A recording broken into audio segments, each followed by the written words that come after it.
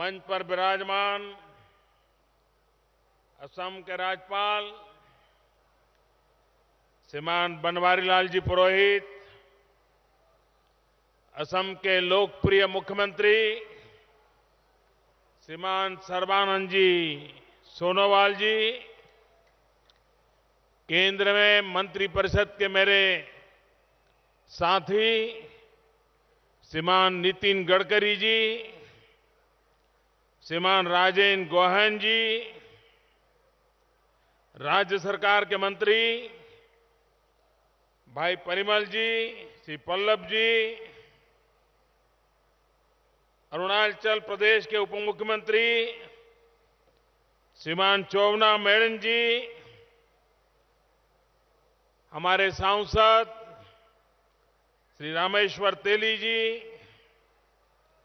प्रधान बरुआ जी, कामाख्या प्रसाद तांसा जी,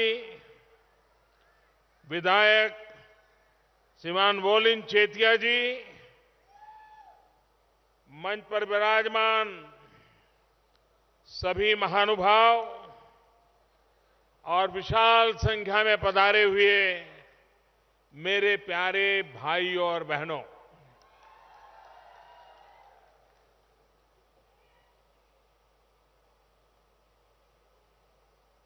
आज अनेक वर्षों से आप जिसकी प्रतीक्षा कर रहे थे वो दलोंग का निर्माण हो गया, लोकार्पण हो गया। मैं आप सबसे आग्रह करता हूं, इस खुशी के समय आप अपना मोबाइल फोन बाहर निकालिए, अपने मोबाइल फोन का फ्लैश लाइट कीजिए और सबको ये सिग्नल दीजिए कि कितना बड़ा उत्सव मना रहे हैं आप लोग।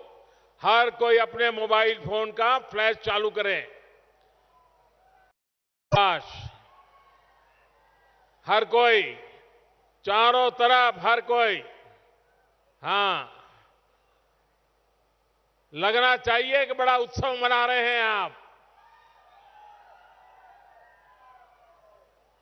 हर किसी की लाइट चलनी चाहिए।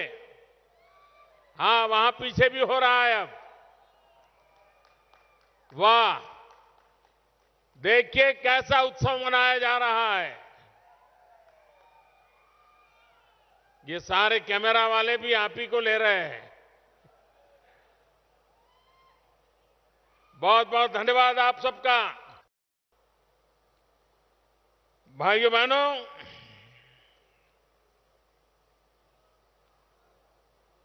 ये मेरा सौभाग्य है कि मुझे आज उस स्थान पर आने का सौभाग्य मिला है जो कभी कुंडिल नगर के रूप में जाना जाता था और द्वारका के नाथ श्री कृष्ण यहां पधारे थे।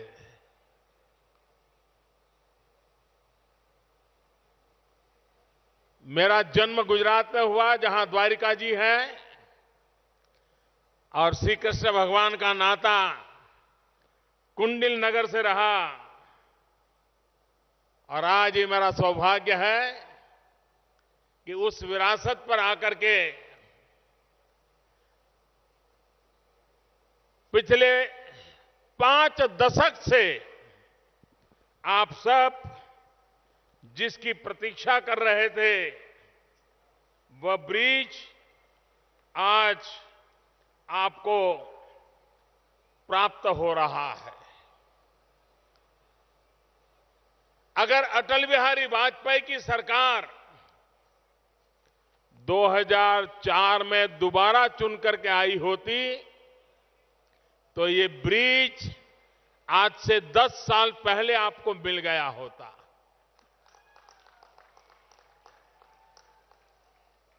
29 मई 2003 उस समय के हमारे विधायक जगदीश भुयन ने एक चिट्ठी लिख करके इस ब्रिज के लिए आग्रह किया और अटल जी की सरकार ने इसकी फिजिबिलिटी रिपोर्ट के लिए काम सुपुर्द कर दिया, गंभीरता से लिया गया। अगर उसके तुरंत बाद ये काम चला होता तो आज से 10 साल पहले आपको ब्रिज मिल गया होता। लेकिन बीच में सरकार बदल गई, रुकावटें आई, होती है चलती है, ऐसा ही चला और उसके परिणाम आपका सपना डगमगाता रहा। लेकिन पिछले 3 साल में अटल जी ने जो सपना देखा था उसको पूरा करने के लिए लगातार प्रयास हुए और आज जब असम में भारतीय जनता पार्टी की सरकार को 1 वर्ष पूर्ण हो रहा है, सर्बानंद जी के नेतृत्व में असम अनेक समस्याओं से मुक्त होता चला जा रहा है। ऐसे अवसर पर ये ब्रिज आपको समर्पित करते हुए न सिर्फ आसाम की जनता के लिए गर्व का विषय है, लेकिन ये पूरे हिंदुस्तान के लिए गर्व का विषय है कि इतना हिंदुस्तान का सबसे लंबा ब्रिज आज आसाम के एक दूसरे छोर पर बन रहा है।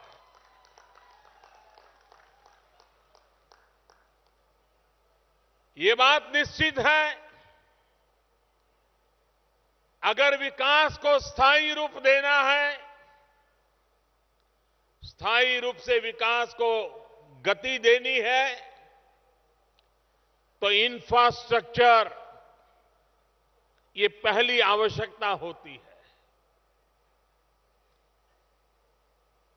फिजिकल इंफ्रास्ट्रक्चर, सोशल इंफ्रास्ट्रक्चर, ये 2 पटरी पर संतुलित विकास संभव होता है। अगर हम इंफ्रास्ट्रक्चर का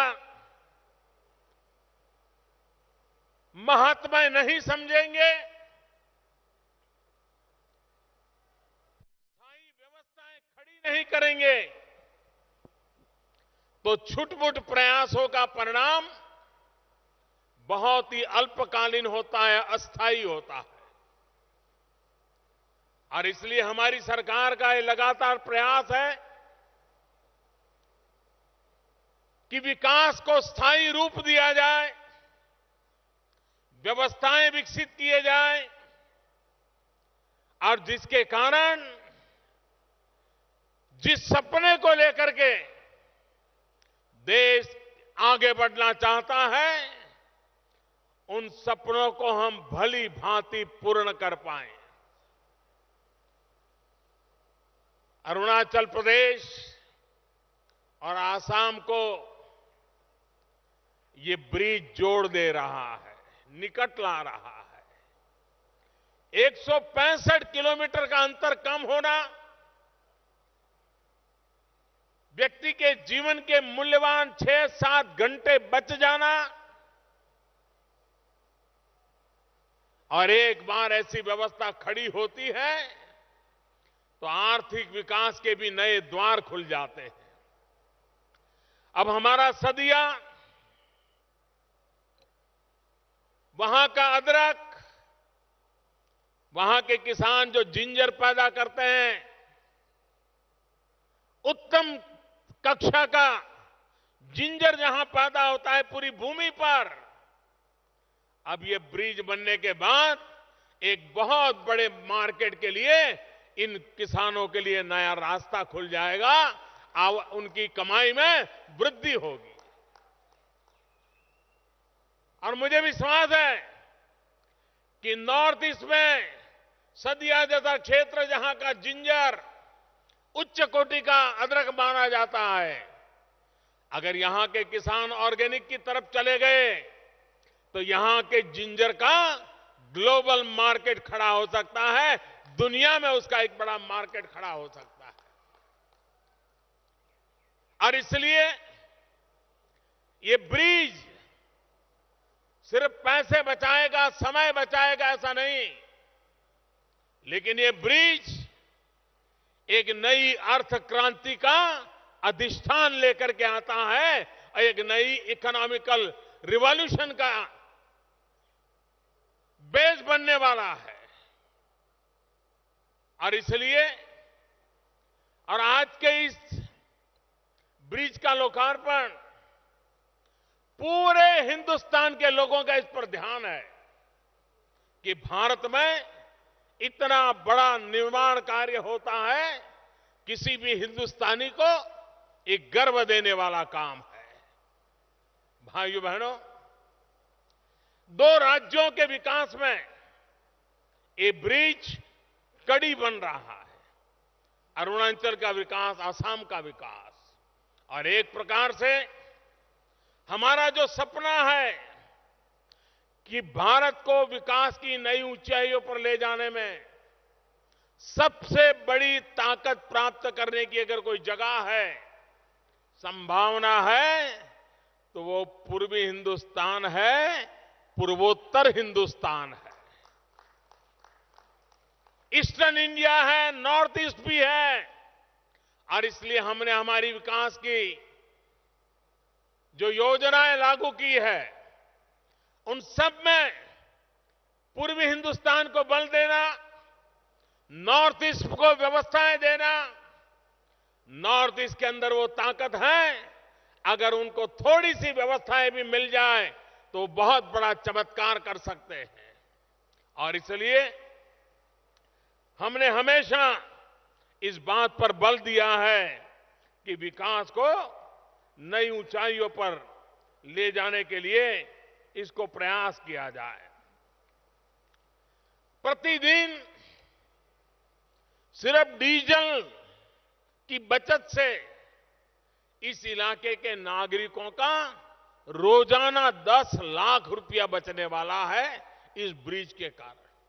समय तो मूल्यवान है ही है, लेकिन डीजल की बचत से भी रोजाना 10 लाख रुपए की बचत, सामान्य नागरिक के जेब में पैसे बचने वाले हैं। ये अपने आप में सामान्य मानवी के जीवन में, पहले हम फेरी सर्विस से जाते थे, अगर मौसम ठीक नहीं रहा तो फेरी सर्विस बंद हो जाती थी। ब्रह्मपुत्र रुक गई हो तो फेरी सर्विस रुक जाती थी। अब ये ब्रिज के कारण 24/7 365 डेज हमारे लिए व्यवस्था बन गई है, और इसलिए प्राकृतिक प्रकोप से हमारी गति को कभी रुकावट नहीं आएगी। ये काम इसके द्वारा हुआ है। और इसके कारण, इसके साथ साथ जैसा नितिन जी बता रहे थे कि देश में हम लोगों ने रास्तों का महत्व है, पुल का महत्व है, ब्रिजेज का महत्व है, रेल का महत्व है, हवाई यात्रा के महत्व है।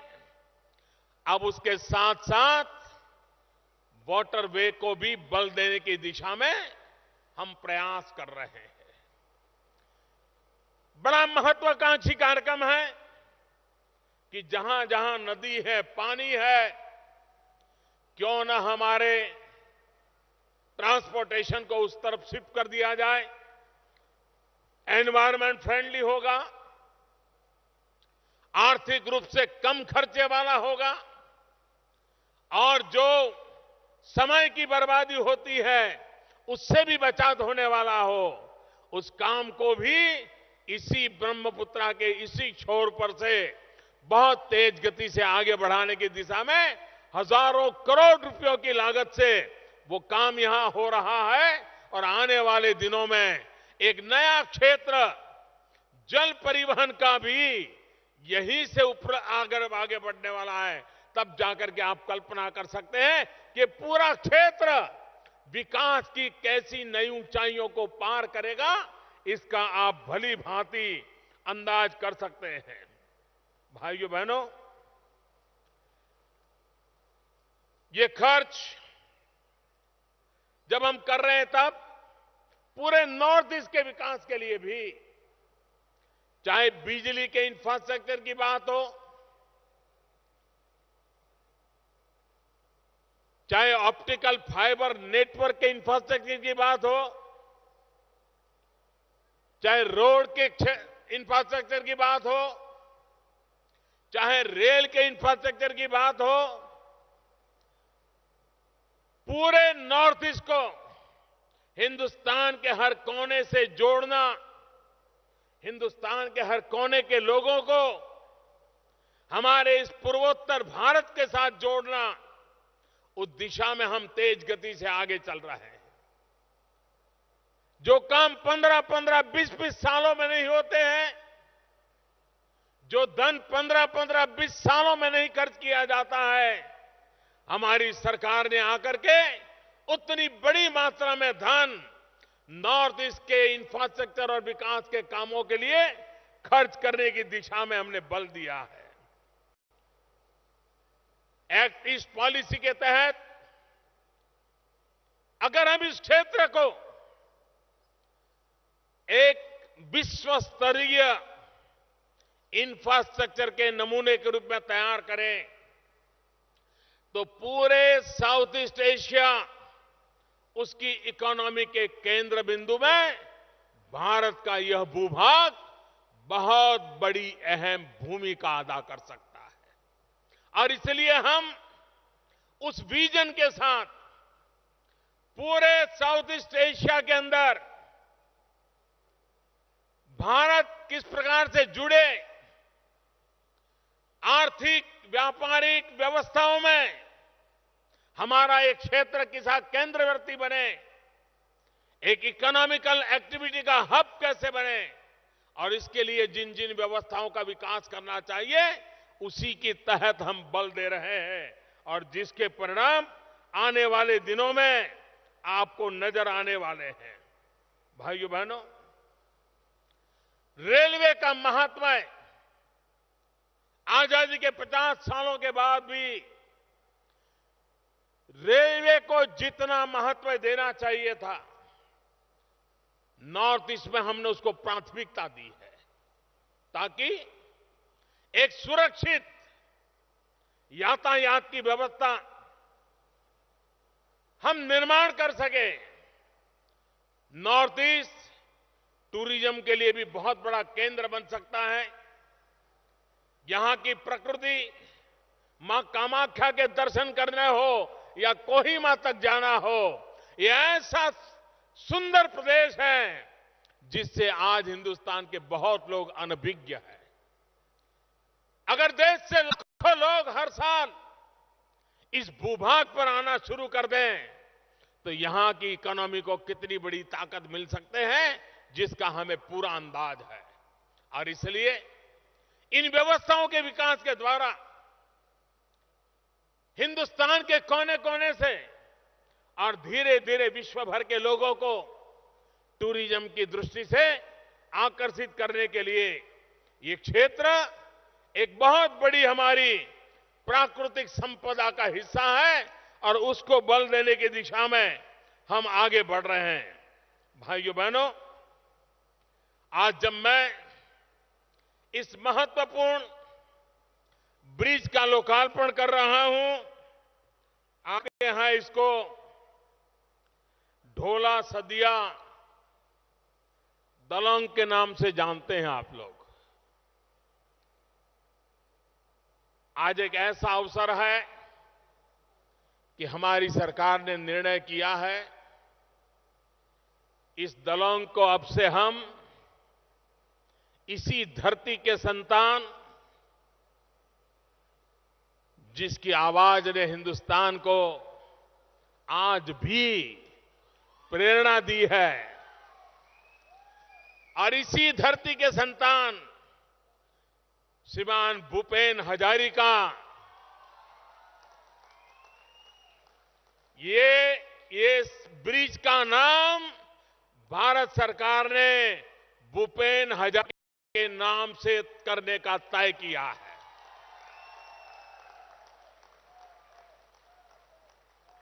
इस धरती के संतान को ये हमारी उत्तम श्रद्धांजलि है। आने वाली पीढ़ियों को प्रेरणा देने वाला ये नाम, वो ब्रह्मपुत्रा के सपूत थे, वे ब्रह्मपुत्रा के उपासक थे। उनकी हर बात में ब्रह्मपुत्रा का गुणगान हुआ करता था। वो जिए भी ब्रह्मपुत्रा का गुणगान करते लिए। वो जीवन भर ब्रह्मपुत्रा को देश और दुनिया में परिचित कराने का अद्भुत काम उस महापुरुष ने किया था। आज उसी महापुरुष के नाम पर इस सेतु का नाम भी, इस ब्रिज का नाम, इस दलांग का नाम भूपेंद्र हजारिका के नाम से जोड़ने का हमने तय किया है।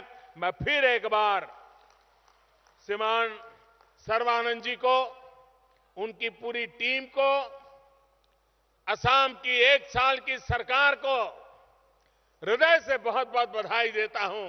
मैं संतोष प्रकट करता हूं कि 1 साल में ऐसी कठिन बातों को उन्होंने स्पर्श किया है, हाथ लगाया है और रास्ते खोजने का प्रयास किया है। पहली बार सरकार बनी हो, पहली बार मुख्यमंत्री का दायित्व आया हो और 15 साल तक असम का जो हाल हुआ था, ऐसी परिस्थिति में से असम को बाहर निकालने के लिए जो मेहनत यहां की सरकार कर रही है, यहां के मुख्यमंत्री और उनकी टीम काम कर रही है, मैं उनको बहुत बहुत बधाई देता हूं। और जिस गति से, जिस लगन से 1 साल में काम करके दिखाया है, 5 साल के भीतर भीतर तो असम इन सारी कठिनाइयों से बाहर निकल के रहेगा, ये मैं अपना विश्वास प्रकट करता हूं। और भारत सरकार कंधे से कंधा मिलाकर ए फॉर आसाम, ये जो हमने सपना देखा था, उसको पूरा करने के लिए कंधे से कंधा मिलाकर के काम करेंगी। इसी एक विश्वास के साथ मैं फिर एक बार आप सबका धन्यवाद करता हूं। भारत माता की जय।